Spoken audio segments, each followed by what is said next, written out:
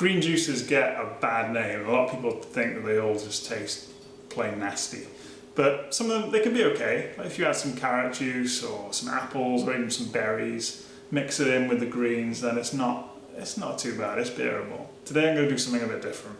I'm going to show you how not to make a green juice. I'm going to try and make the nastiest green juice in the world, so you know what not to do.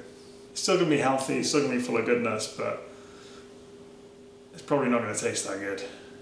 So I've got celery, cucumber, kale, what else have we got? Romaine, garlic, ginger and turmeric. So no fruit, nothing sweet, just a load of green veggies. And yeah, gonna see how it goes.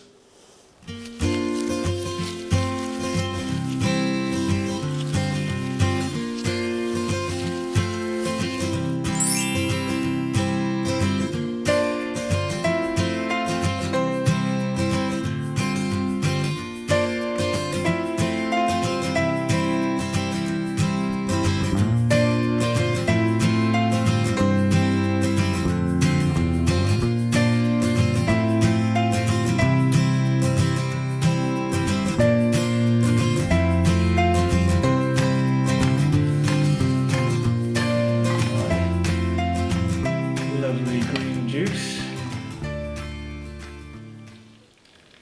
Oh, full to the brim.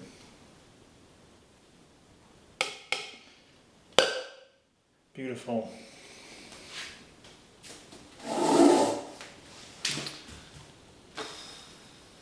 So, here we go. Nastiest green juice in the world, or at least in this kitchen. It doesn't smell good.